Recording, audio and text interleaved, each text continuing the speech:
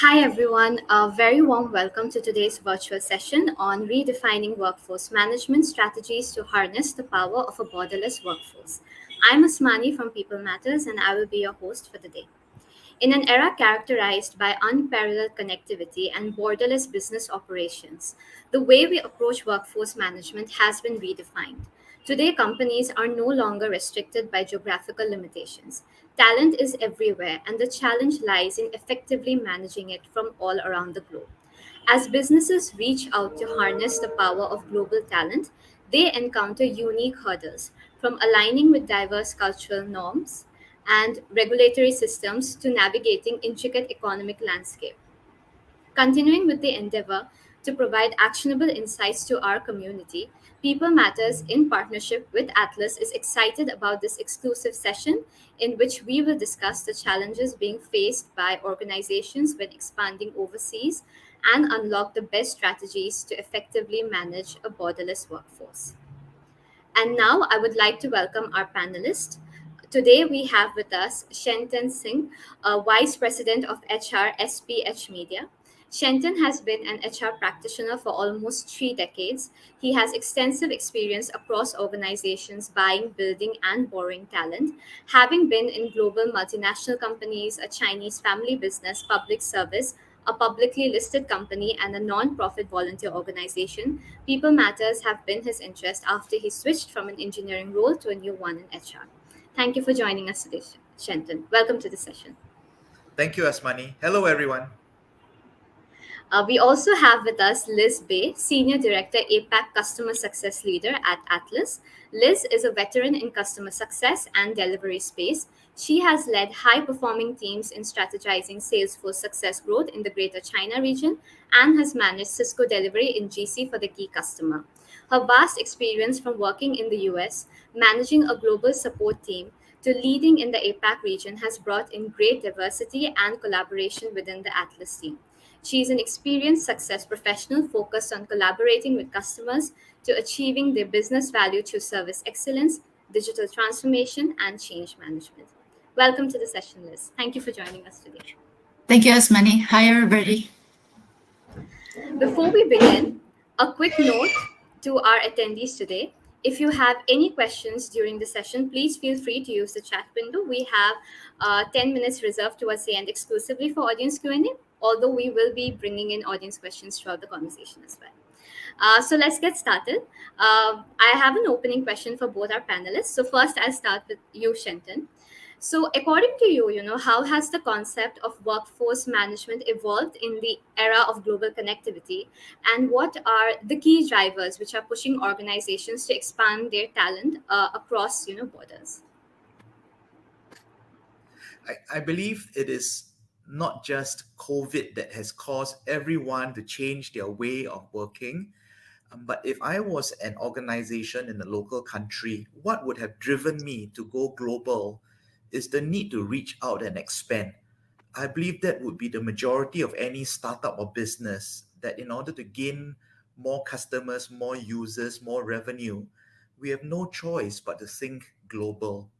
So our workforce has also got to go global. So I think that is the main driver. It's all about business, Asmani.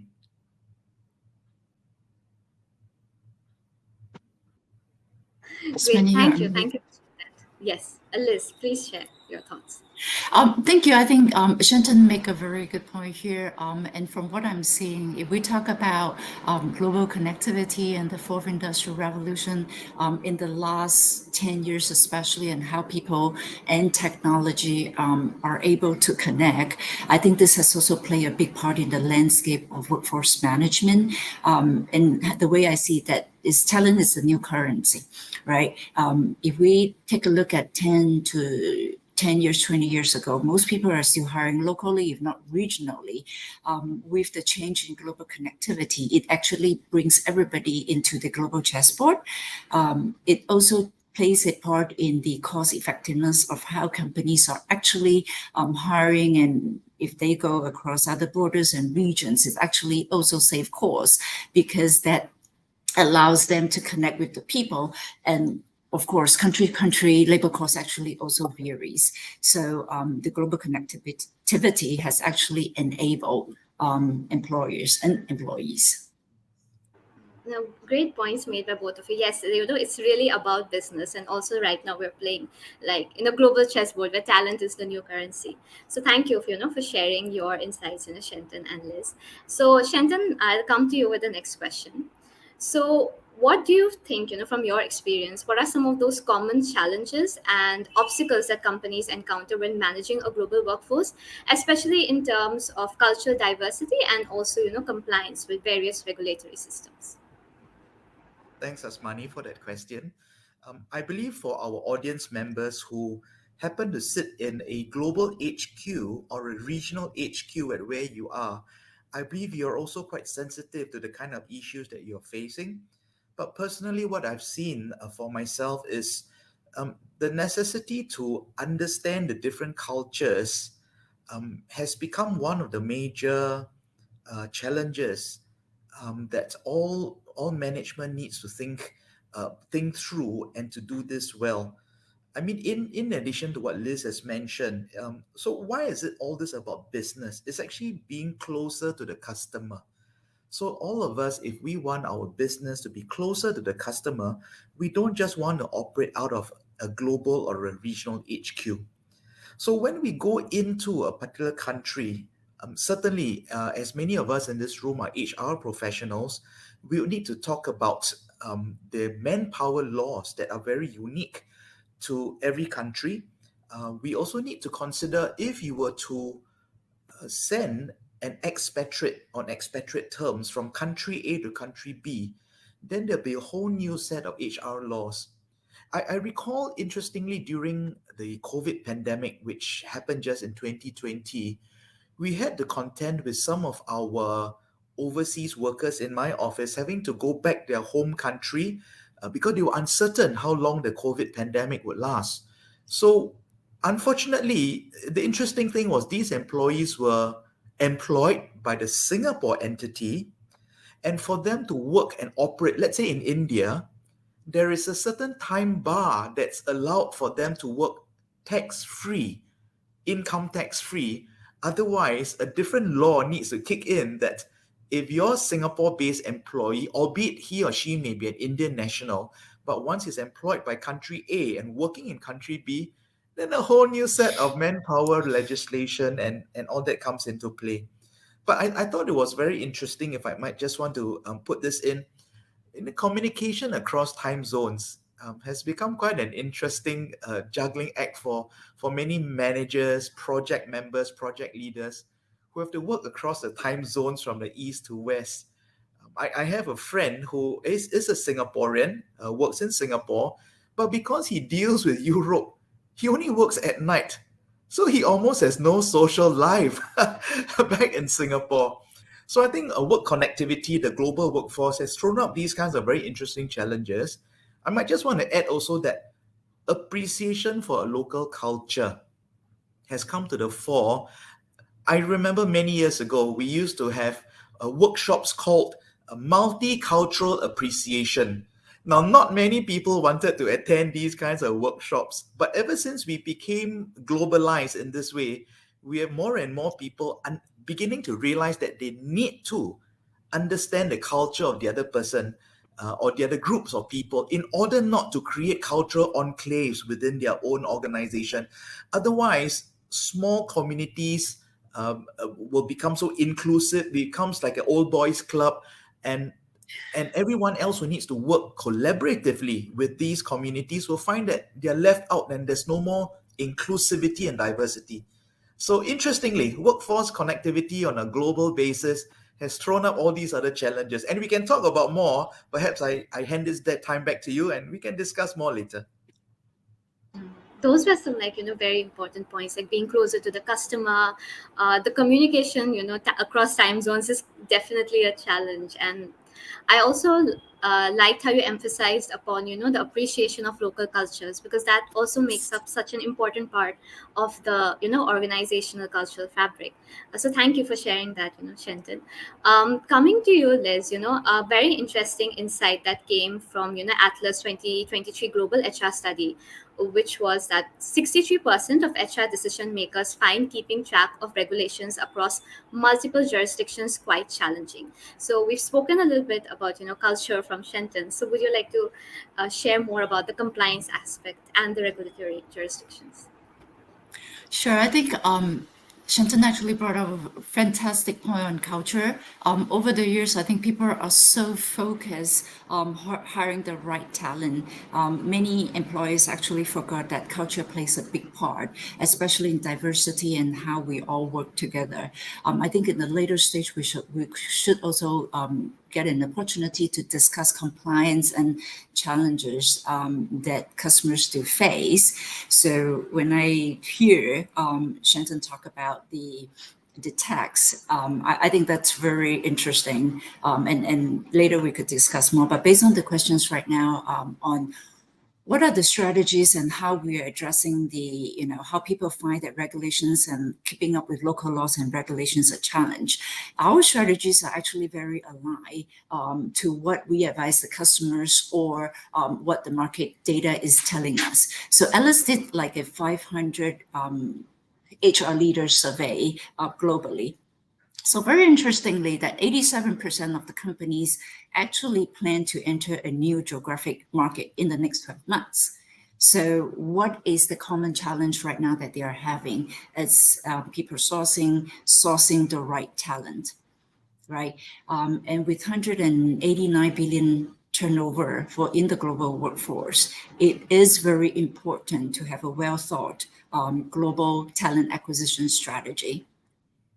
This brings a compelling reason in how companies actually hire beyond their borders, right? So then I would like to actually come to the point that you brought up. A big pool of respondents actually said that they find it a challenge to know how and in which country, what are the labor laws, what are the jurisdiction, and these are always changing, right? So how can they keep up with it? I think in cases like that, employer of record EOR will come into play, that we actually help you navigate it, as we do have local expertise locally to actually help you through.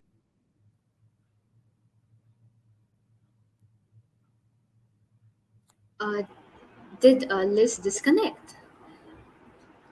Yes, it sounds like Liz has disappeared for a while. Maybe I can Oh, just add yes, on a yes. little bit to what Liz has described. The other area regarding a global workforce I'm is the insurance, right? Insurance policies, medical policies are very different in different countries. Hi, Liz, you're back. I thought I am sorry, I kind of got dropped off. So yeah, no thank worries. you, I was just Shenton. adding to what you have said about, the employer of record and various manpower laws. I was just chiming in to say that even in the area of health insurance, medical insurance, they all come Yes. with all kinds of permutations and combinations and costs in various other countries. So that adds to some of the challenges about being globally connected with our workforces globally. And maybe back to you, Liz. Anything else you want to add Thank you. from? Absolutely. The other thing that I would actually like to add, other than keeping updated on the laws and local laws and jurisdiction, the other interesting piece of data actually with the most respondents is a staggering 89% of the data show us that or tell us that company would actually like to invest in HR technologies in the next 1 year. And this is where we have seen success by integrating scalable and adaptable technical solutions for our client. So to summarize, Asmani, I think what's important will be the company should have a global talent acquisition strategy. Using the right employer of record to actually help you navigate and keep up to date on the local laws and jurisdiction. The last point would actually having the right technology because of the global connectivity. Right now, many platforms and applications are on cloud. So it's Atlas. So we are able to connect anytime to our customers, customers to their employees, and us to the employees. Yes, great, great. Thank you for sharing that. You shared some very, pertinent insights about, this shift to the, global workforce and this increasing investment in HR technologies and how ER as a system is going to play like a very important role. And thank you for raising the point about insurance, Shenton. So we've definitely got some good insights about the compliance and regulatory front, especially from like a global talent acquisition perspective. So I'll come back to you, Shenton, with the next question. I mean, you've spoken a little bit about from a company culture perspective, but in more quantifiable terms, could you share what has been the impact for your organization, especially when hiring global talent? You can also speak again about culture and also from like a business bottom line perspective as well.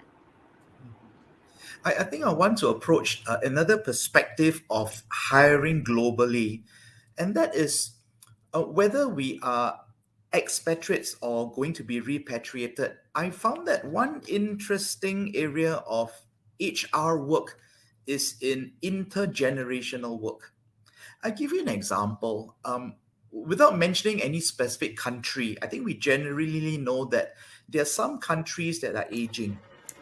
And so if we were to look for our employee base from, say, country X, that is an aging population, there's only so much that you can expect out of the kinds of applicants that you would get. And of course, it is true the other way that if there's a country that is very populous, there are younger employees out in the market and job market, then the expectation for that group of employees would be very different if you were the global talent acquisition manager. So I think one of the things that we as HR people need to contend with is, yes, you can expand your workforce globally, but do temper your expectations and to respect all generations of employees, because we are now in an environment where peak workers is very important. Um, our managers are getting younger and younger. I don't know whether, Liz, you also are so facing that in many of your global offices, but our Absolutely. our bosses are getting younger and younger.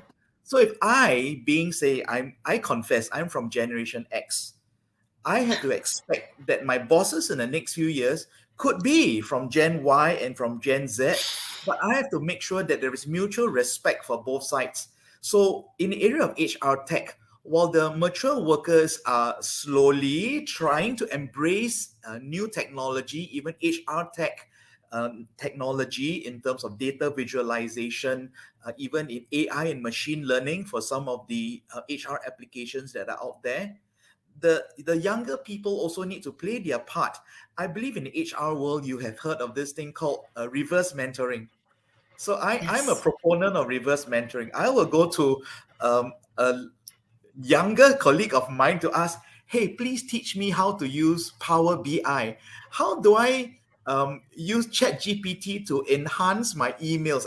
I had to do accept and embrace reverse mentoring. So the global workforce has got this interesting aspect, which is intergenerational work, bearing in mind that there are some countries that are aging faster than others. So I think expectations need to be tempered. Great. I think that's like a very, very important point that you spoke about the age factor and how there are aging countries there, and creating that intergenerational cultural dynamics, and having that reverse mentoring where both parties are learning from each other and embracing HR tech completely. Uh, Coming to you, Liz. Just wanted to Asmani, yes, let please. me just, I'm sorry. Actually, I love that reverse mentoring point that Shenton brought up. And I have been doing that because it's like even my teens daughter were asking like, Mom, why are you always talking to young people? I said, you know what, talking to the younger generation, the younger workforce, gave me an insight into how they see things, how the industry has evolved, how HR has evolved, how the young people are expecting something different. I think I'm pretty much in the same gen as Shenton. So if we talk about how we have a job in the past, even our mom told us that, oh, if you find a job, stay steady, keep the job. And we kind of do a same job for a long time. But right now in the young generation, you actually see that they do a turnover in every 2 or 3 years, and they learn new knowledge, they learn new technology, and that's where I think the AI and the transformation, the whole market is going digital, is actually exploding throughout people management and hiring. Yeah. And may I just share a mantra before you ask your next question, Amani? See, my personal mantra nowadays is we will not be replaced by AI, but we will be replaced by other people who know how to use AI. So let's get on with it and embrace Yes. HR tech, man. The wheels are turning. Perfect. It's not going to stop for us. I think that's like a very powerful line that you shared, Shantan. Definitely. I think it's time that we, get on the train and just embrace AI completely. So, coming to the more technological bits. So, Liz, I wanted to talk to you. You spoke a little bit about the importance of ER from a global talent acquisition front. So, just wanted to know more from you about how how the ER, supports in centralized talent management, and what should organizations be looking for in their EOR system. Actually, in the EOR system, if we look at it like, as money, actually, I would like to focus on the employer of record in achieving the delicate balance in how we can talk about flexibility and centralized HR management. So if one of the key advantages in EOR is the ability actually to centralize HR functions, and that's what most companies are looking for. When we talk about a 10 or 20 years ago or in the past, company tends to feel that, when I employ in the country, I need to set up an entity, I need to have my own HR, and how, but now we're really talking about employing everywhere, borderless, and how we can actually manage that. So while your workforce could actually be scattered across different countries, your HR can still be centralized. And that's where the EOR actually provides a unified platform where you can manage your payroll, your benefits, and compliance for your employees throughout the worldwide, while your HR is staying centralized, right? I think the other thing I would like to also circle back to the point of centralization is actually crucial but then like Shantan has already talked about culturally, but understanding cultural nuances is equally very important, right? You are actually bring in localized expertise, ensuring that you are locally compliant, but also culturally aligned. What are the companies that actually benefit from such services?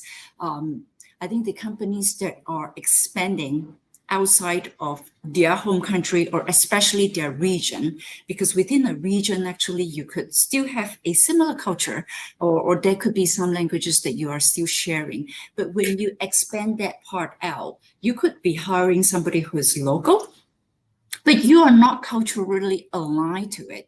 And that actually brings in some, it actually does not help the employee to perform or be integrated into their day-to-day. So I think the dual approach of having an EOR, a centralized HR management, and being culturally adapt using an EOR with a local expertise actually helps to ensure that the whole EOR model and the company actually work together closely. So other than using an EOR, there is also the EOR also provides access analytics and reporting that we are able to provide you on time information with what the market trends are and the local rules and regulation to help the companies actually make more informed decision, right? The other key factor that we often hear customers are saying is we're using an EOR because of speed. When a company wants to go to market, the cost and the trouble and the process of setting up their entity, understanding the local laws and regulation, understanding what is the culture takes a longer time. But by using an EOR like Atlas, we actually have local talents, local people that speaks the local language in the right time zone to actually help companies on board faster and quicker, which also means that you start to generate revenue. So in the past, onboarding could actually take 3 to 4 months, depends on how the company legal entity needs to be set up. Now, using an EOR could actually lead you to within a week onboarding. So that really makes a big difference for the company, especially on ROI and on revenue. No, thank you for sharing that, Liz. You raised some very important points. I think three key words that really stood out for me was the cultural alignment bit, the power of analytics and reporting, and also how EOR models, help organizations scale up at speed. So, thank you for sharing that. Coming to you, Shenton, I just wanted to, speak to you more from also from a business lens, and I wanted to ask you how, a global workforce has supported your organization SPH Media in growing as a business. Thank you, Amani. So, SPH Media operates the main newspapers and news outlets in Singapore. So obviously, Singapore is a very small country, and in order to report on or to generate news content for the regional and the global leader, we certainly need to have journalists and correspondents who are based out of the other countries outside of Singapore.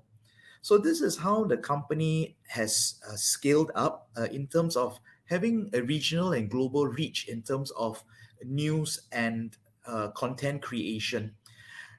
Interestingly, perhaps I can say a little bit something about our Chinese newspapers in Singapore. You might be amazed to know that although Singapore has a population of less than 7 million, and not all are Chinese, but we do have a newspaper title which is on the digital media that is consumed by 8 million people in China. So just the consumption of digital news in China far exceeds the total population we have in Singapore. So that makes it very imperative for every business, including ours, which is news media, to reach out regionally and globally. I mean, let's face it, if we were to just stick to our little bubble in our home countries, we may not be able to satisfy the needs of a global consumer or a global reader or a global audience. So that is one practical example of how our company has had to go regional and globally. And I believe in many of our participants in this room could be coming from India, perhaps. Now, in my company, we do hire many IT professionals from India as well. And so that has, and the fantastic skills that come out of the universities in India. So we do appreciate the need to go global when it comes to hiring. Great, great. Thank you for sharing that and for sharing, your unique organizational context with us, Shenton. So, coming to you, Liz, I'll start picking some audience questions that we have coming in. So, Sure. could you please tell us, what factors do should organizations consider when deciding if an EOR is, the right solution for them? I think there are a few key factors that organizations should actually consider. When you look at an EOR, you should actually look at the EOR's experience and do they actually have a strong track record in their country. For example, Atlas spans across 160 entities and countries, right? We do hire people locally or within that region that speaks the language because that is very important to the employees. When you're able to speak the same language and understand the culture, the whole operation, they feel that they belong and they will continue to work for you and drive value for you. So look into the track record in the countries for that EOR. The other thing to actually consider is also to evaluate the range of services that they provide. In general, they will provide payroll and legal compliance.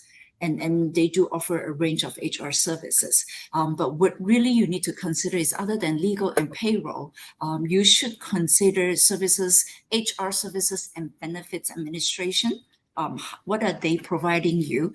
Are they legal compliant? Are they providing you what the law, the local legal compliant requires? And also visa and mobility. So visa and mobility is a challenge for many UR companies because for example, some customers will actually tell me, we actually went with somebody who said that, they could process our visa and mobility services, but after weeks of working on that, the visa were still not through it. So for us, we're in EOR Direct. We have our own local legals. We understand the labor law. So we are able to process and advise you on the visa processes and how long and the duration it takes, because the longer it takes, the longer your employee is able to start working for you, and that impacts the business. So I think this other thing that I think people will actually also consider is the pricing model. There will be some form of an investment using an EOR and understanding how that ROI would actually brings in. So overall, really consider what does your employee need. Imagine yourself if you're being hired through an EOR in Mexico, in Brazil, in Europe. Who is the person that is able to actually support you in terms of being locally compliant? And that's very important because we know that in Europe, termination is not as simple as in some other countries. So how can that EOR actually support you in such complex matters that could actually lead to high legal cost or a reputation damage? So I think a reputable EOR that understands the land of the law, it's really important. Yes, I love how you dove into the very technical aspects of choosing an EOR and deciding whether EOR is the right solution. So thank you, for sharing that, Liz. Shenton, from your perspective, from an HR lens, what factors would you also include, for organizations considering EOR? Thanks, Armani. And thanks, Liz. I think, yes, I agree with you that having a global workforce management system is very crucial as it increases productivity, reduces time to market. I was just thinking about how it is important to look at it from a risk perspective. So perhaps here's a concept for all of us to consider as well. For those who are trained to identify and mitigate risk, you would realize that we will always look at any particular risk from a probability multiplied by an impact perspective. So as Liz was mentioning, now if there were some regulations in country A or country B or country C, and there are X, Y, or Z number of employees in that country that you hire from, I think all of us as managers would need to do an analysis of what is the risk of running afoul of the law, being in non-compliance with any law of the land, and to identify if that risk is worth mitigating, and how would you mitigate that? Is it to then embrace HR technology in order to manage the workforce? So I think that perspective should be quite important as well, because I dread the day if every startup and every company has to go to a country and immediately decide on, I want to have EOR for my company, and but it's costing me $20 million. I'm not saying that Atlas is $20 million, but some of these systems on a global basis multiplied by the number of licenses per user, it can come up to quite a hefty sum.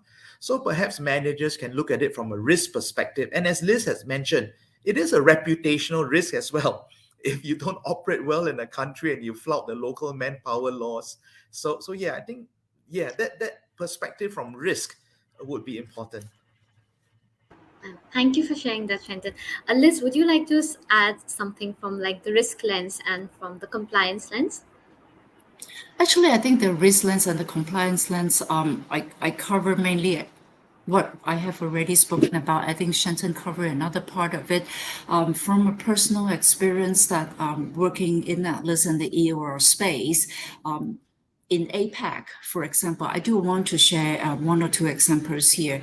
In APAC or in, for example, even in the US, right? Employment at will. Today, if I want to lay off 10 people in the US, they could actually lay off because this employment at will policy. When you go to actually Europe, France, Italy, Germany, it's very impossible to actually terminate an employee because the employment law actually protects the workforce. And this is very important. And I do see it as an employee and as an employer right now, I do see it as very important. So if this is not done according to the law, companies get into lawsuits, and that there is a company that there is a customer that we work with, and we went through that journey together, and it's very costly, and it's also a huge damage to the reputation. So I think the number one thing, it's really, are you compliant, right? There are many things that everybody could do, but the most important thing is, are you compliant?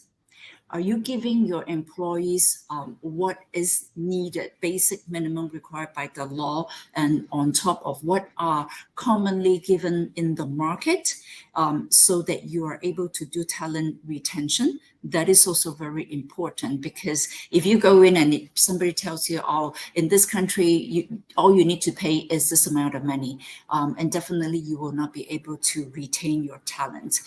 In this given point where talent is scarce, hiring across the borders and hiring borderlessly is a challenge for everybody. Securing the right candidate at that very moment, onboarding the candidate, letting that the person feel that he is very well taken care of. All this are very important for the business and for the reputation. Thank you for sharing that, Liz. We've spoken quite a lot about the EOR front. So Shenton, coming back to you, again from like an HR perspective, wanted to understand, in what other ways do you think HR technology and can play a very pivotal role in addressing the flexibility and helping organizations acquire and strengthen this global workforce. Thanks for that. Because I work very much, and my key interest is in the learning and development space. Apart from just talent acquisition, we need to also retain our talent by developing them professionally and ensuring that we have a good succession plan in place. I feel that what such HR tech could also do is to document and harmonize all the competencies that are identified for all the roles. Well, perhaps we can start with some critical roles. I'll give you an example. Supposing a manager is hired in country A, and in country A, this manager is required to have one, two, three, or four very critical competencies.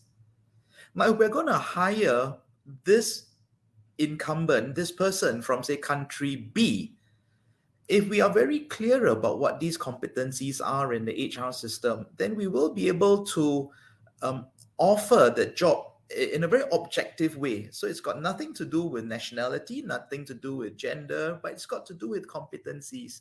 So I think HR tech does normalize and sets everyone on the same equal playing field when it comes to competencies. But also just wanted to add something about it's often been said, right? Garbage in, garbage out. So if you have a wonderful, wonderful system, but the data that's been collected or input into the system is not really useful, then such a system would not benefit the business. So why I mention this point is because in almost every country in the world, they have their own educational standards. In fact, we have heard globally that sometimes people use fake degrees and fake qualifications to apply for jobs. Now, if we have a global workforce, there has to be a way that we can input all this information into, say, our system or some system where we can do a bit more fact checking for ourselves. I mean, certainly in a small country like Singapore, we probably only have 4 to 5 major universities, but in other countries, we have hundreds of universities. So, how would we be able to extract good enough data to make an informed decision on hiring? And especially when we're hiring globally, it's garbage in, garbage out. So yeah, in setting up of an EOR kind of system, I feel that this factor needs to be considered as well. Competencies, qualifications. Absolutely. Thank you, Shenton, for touching on this. And I think as we are all into digital and mobility, transformation is very important. So if you talk about HR tech and the verification and of the certification, can we do it right off in the platform by the company HR right off? So I think that's absolutely very important instead of subscribing to a website and actually paying for it and actually verify that. So thank you for this suggestion. I think it's a great direction to actually think about it. I think the other HR tech is a mobile app too, that you're always on the go, managing your employee, especially on even if it's applying for leave or PTO, personal time off. In the past, we're like, boss, can you approve my time off? Yeah. When I get to my email, I would do so. So right off on the mobile, you access the app, I approved it. Right off on the mobile, are we able to actually see some insights? If I'm hiring in Spain, what could be the comp structure? How are we going to structure the compensation to ensure that the employee is paid right? So these are insights that the EOR will be able to actually also provide, may it be on the go or in a platform, at least it's on the cloud. So this is anytime, anywhere, you are able to be connected to your employees and you're able to be connected to us. I think very important points raised by both of you. One is to strengthen that talent pipeline and have that competencies in one and database, and also being connected to your employee on the go. Like, it's very important to have that sort of a scalable technology, especially as we're expanding geographies. So another thing that I wanted to understand, from a global workforce management perspective, is having invested in all of these HR tech solutions. And as I'll start with you, Shenton, and then I'll come to you, Liz. Like, how would you recommend organizations to measure the outcome of this, and how to remain agile so that they can adapt to the changing business landscape through these technologies? Shenton. Sure. I think there are two things that all of us as HR professionals can do in measuring the effectiveness of our embracing such HR tech. I think one of them is to look at the workflow and the work process. As Liz had mentioned earlier, if it takes 4 steps to approve a leave of absence application by an employee from country A, but his manager's in country B, if it takes 4 steps, and if you're able to reduce these 4 steps to 1 or 2 steps with the click of a button or 2 buttons, then it would be clear that the tech has worked for you. Because it's not just the savings in terms of number of seconds, but it's also the employee morale. Because all of us are now designing applications and websites with user experience in mind. So reducing the process and increasing the morale of staff is one. Of course, the other more traditional method of really measuring whether your tech is working for you is to literally measure the number of hours or minutes that HR people or any of the administrators work on for a particular task. I give you an example. I used to have a particular report that was worked on by a staff of mine, and it takes 4 days to produce that report because it requires extracting data from database A, cleaning up the data and pivoting the table, extracting other things, it takes 4 days. It took 4 days. But when I went and found out that robotic process automation, RPA, can be developed and created to make this job more productive, today, that colleague of mine takes 4 minutes to generate that report that used to take 4 days. So, yes, I believe productivity savings in terms of time is very easy to measure. In terms of work process, if you can reduce the number of steps, that would also be evidence that HR tech has worked for you. Thank you. Thank you for sharing that. I think the entire, about the workflow, the user experience, and especially the amount of time, I think this is important for productivity. And especially since HR Tech is about, making businesses scalable and more impactful. So thank you for sharing that, Shenton. Liz, I'll come to you and your insights on, how we I can think measure my insight, success.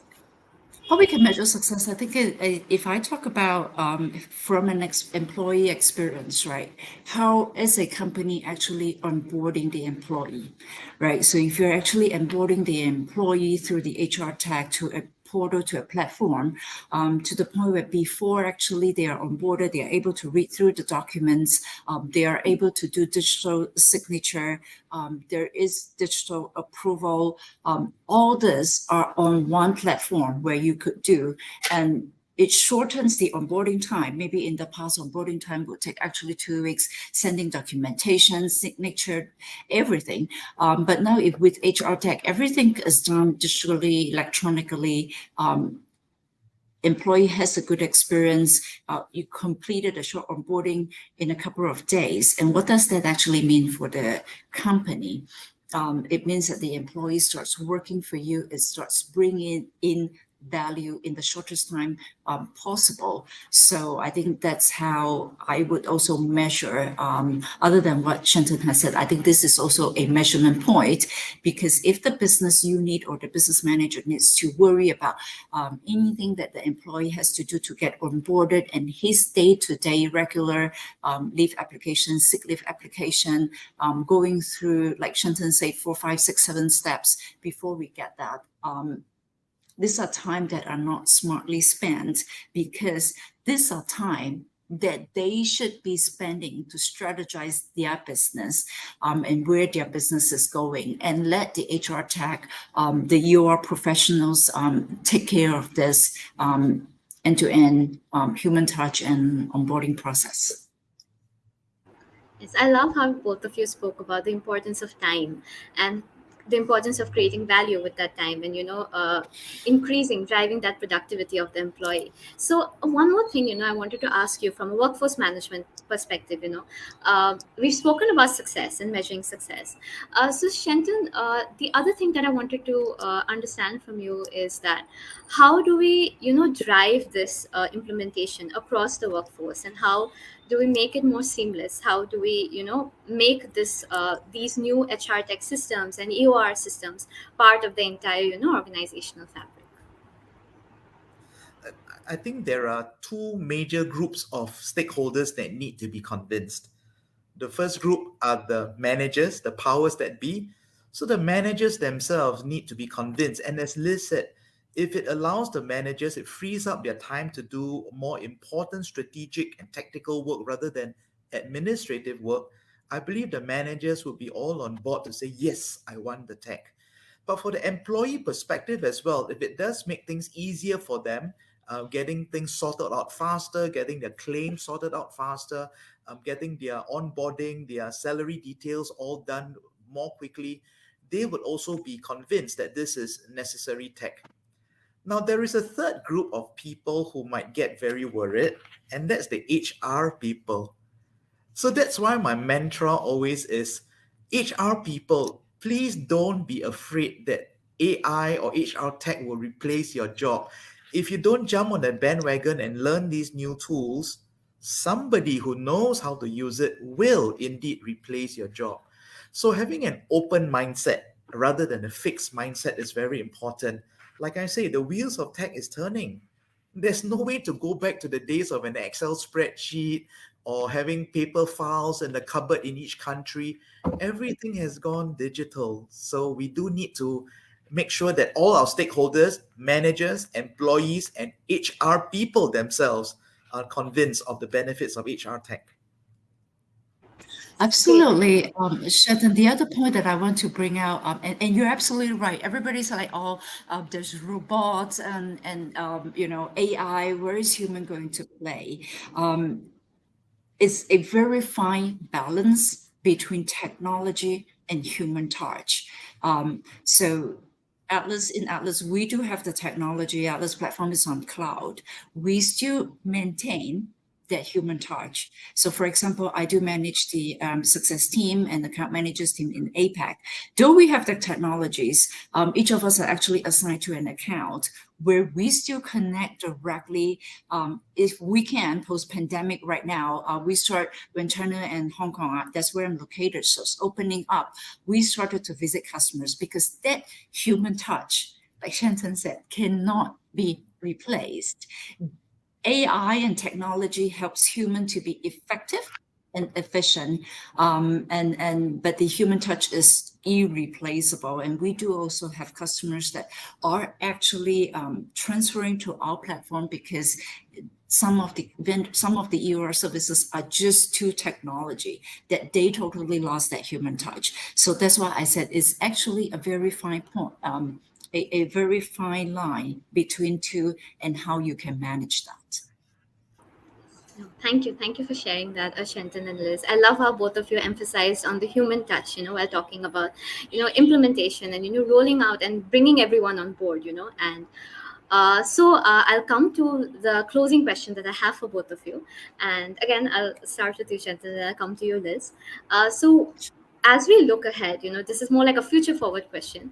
So how do you see the future of workforce management evolving in a borderless world? And what emerging trends do you see, playing a pivotal role in shaping this landscape?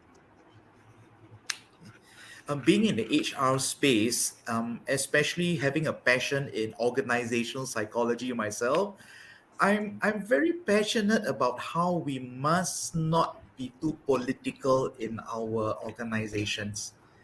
I mean, let's face it, as long as there are two human beings working together, there will always be some level of politicking between the two.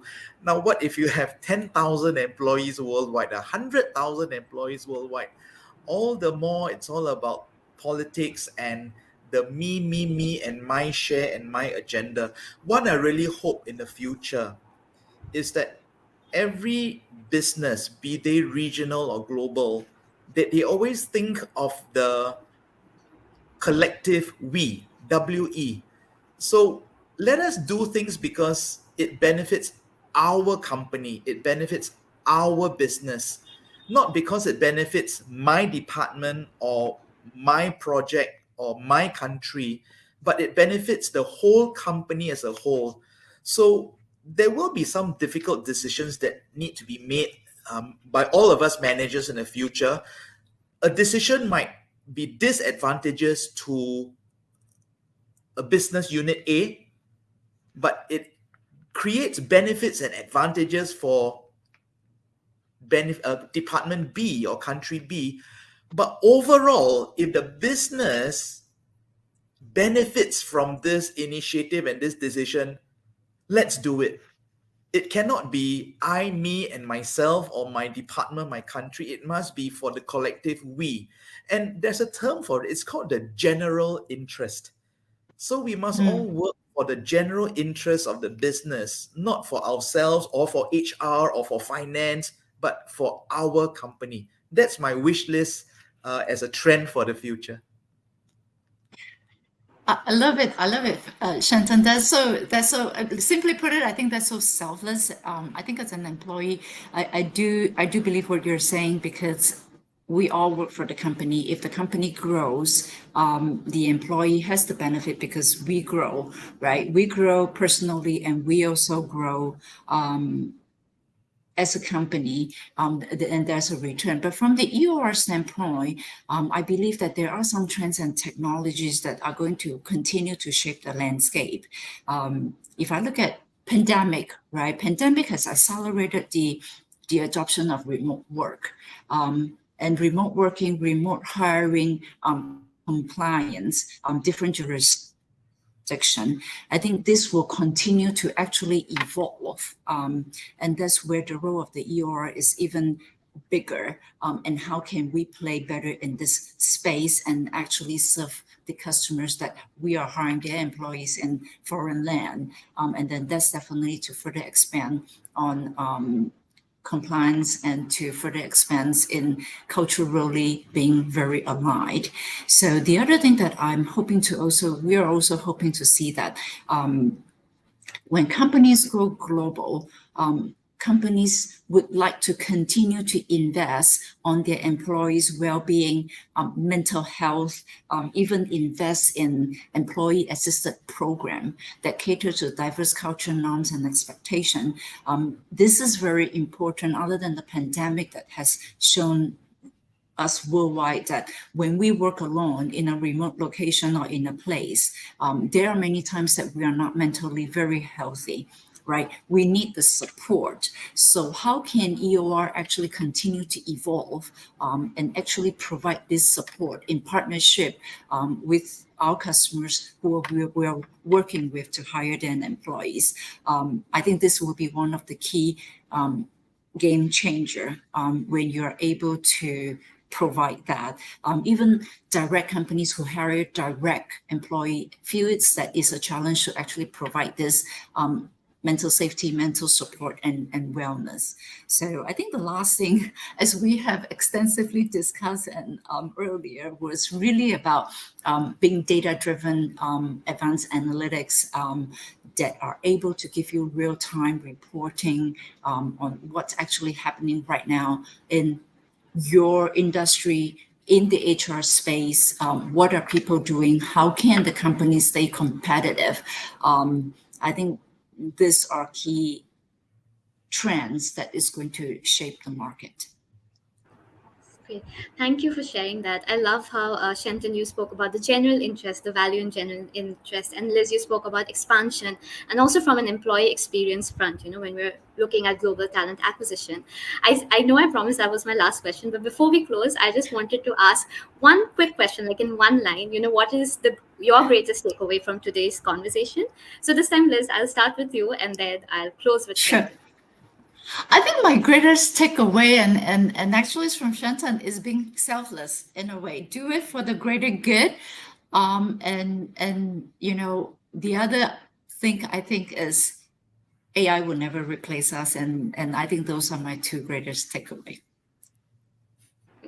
Thank you for sharing that. Shenton. Well, now I become more curious about what else is in either the Atlas platform or anyone else's platform, because I believe I'm only limited in my knowledge of what some of the platforms can do. But if one day a single platform can perform everything, wow, that would be magical. And I look forward to that day. Thank you, Shenton. And I hope that Atlas, we are committed to continue to evolve in technology and in the human-to-human touch point to actually bring better service and a complete EOR service to all the customers that we serve. Great. That was fantastic. With that, we come to the end of this discussion. Thank you for sharing your learnings and expert insights with us, Shenton and Liz. It was wonderful talking to you, and it was wonderful, hearing from you. And both of you were talking from two very different lenses. But I love how it all came down to culture, employee experience, people, and I loved hearing from you. And a big thank you to Atlas, who helped us, co-create this discussion. And last but not the least, a big thank you to our audience who joined us and who shared their very insightful questions. So with that, we come to an end. It has been a pleasure hosting all of you. And thank you once again for your time, Shenton and Liz. It was wonderful talking to you. Thank you. And we hope all the audience questions were answered, and do stay in touch for more details on our upcoming virtual sessions. Have a great day, everyone. Thank you once again. Thank you. Have a good day. Thank you, everyone. It was fantastic. I appreciate that. Bye-bye. Thank you for having me. Thank you.